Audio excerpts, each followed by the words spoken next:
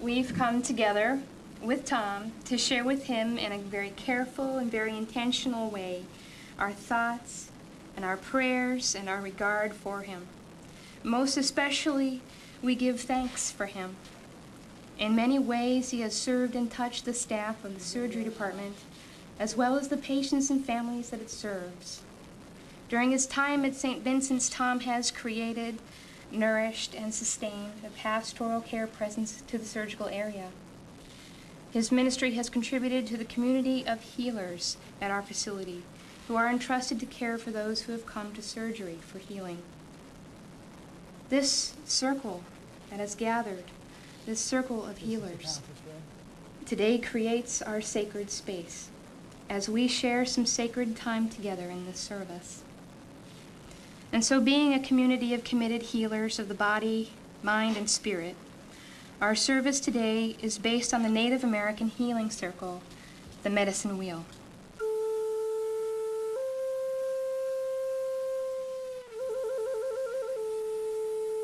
One of the things we know, and medicine is learning today in new ways, relearning because, we've known it for centuries, is that we are body and soul.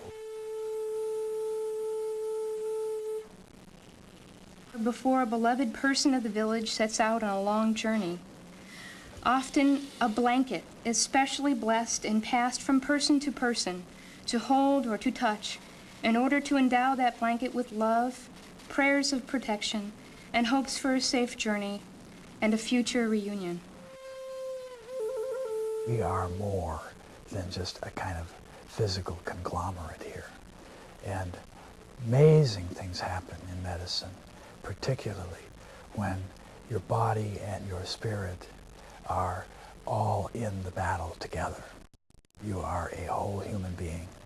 And it is very important that when you are in treatment to let that treatment be complete.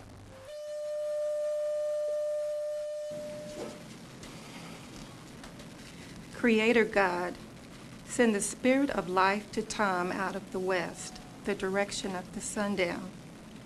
Let him remember in every moment that the sunset is beautiful, even as he fades into you. Give him a beautiful color. Give him a great sky for his setting, so that when his time comes to meet you, he can come in glory.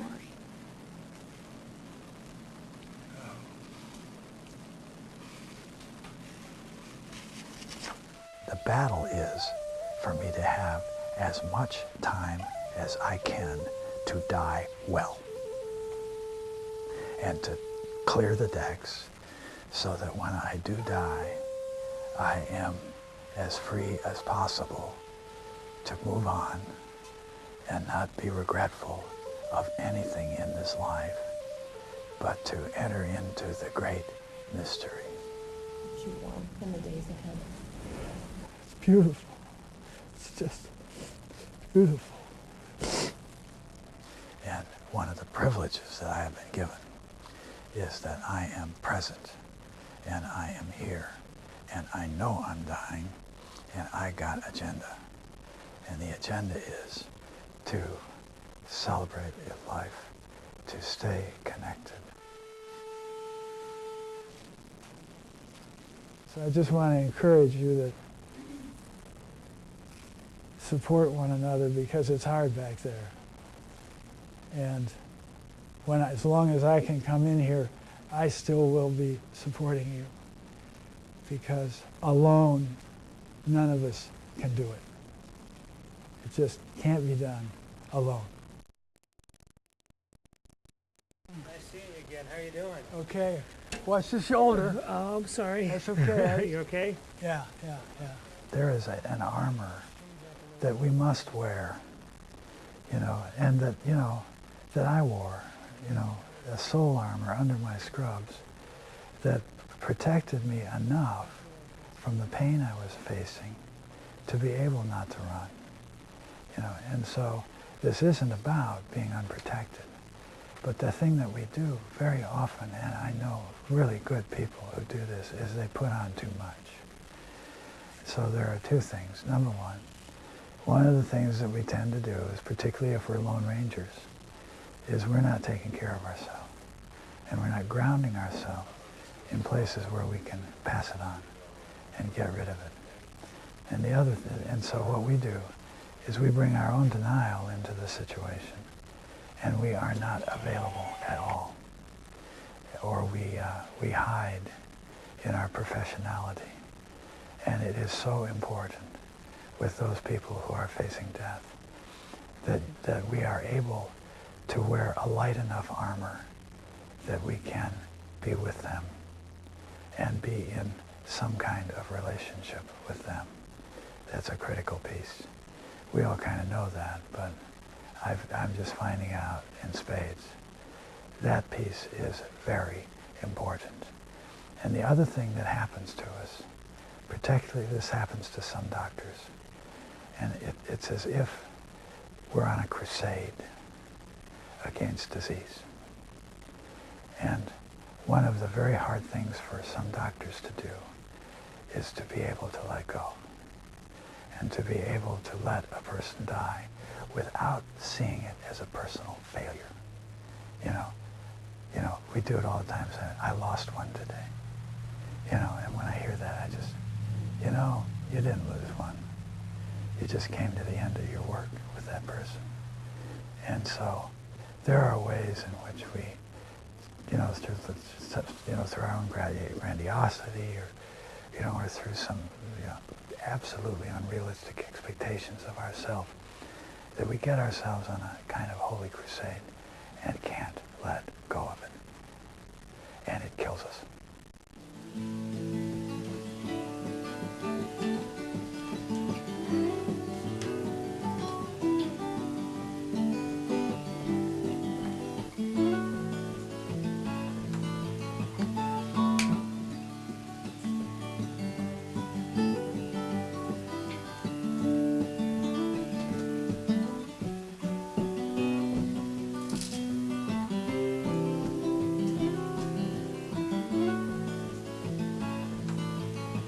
While we've talked 6 months, this could happen anytime.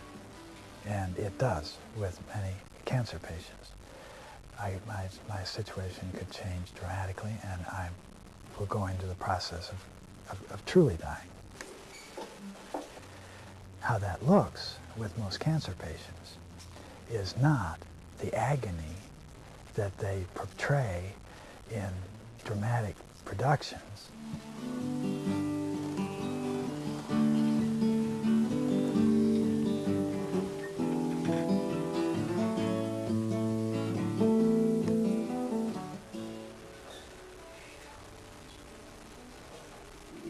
What happens with most deaths, particularly deaths from cancer, they just kind of decline.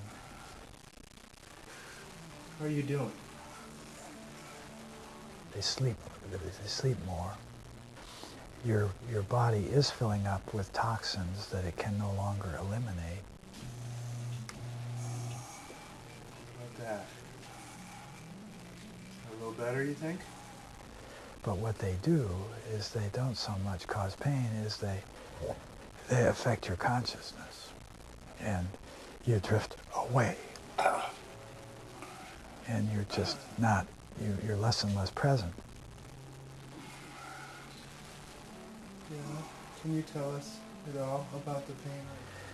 What I do is I just become less and less available. I become less and less attached to the people around me, which is a preparation for dying, which happens all the time. Difficult sometimes for loved ones, because they just want to hold on so tight, and there comes a time when all you can do is sit there, be with this person wherever they are. So as the person dies, it's kind of like watching a candle flicker out.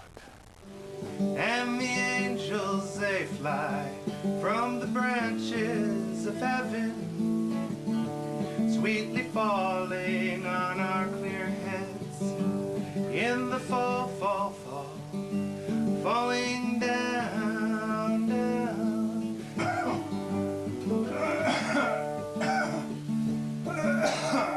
There's a kind of breathing that tends to come toward the end, and it looks very labored and person's lying there, their mouth is wide open, and they're taking a breath every once in a while.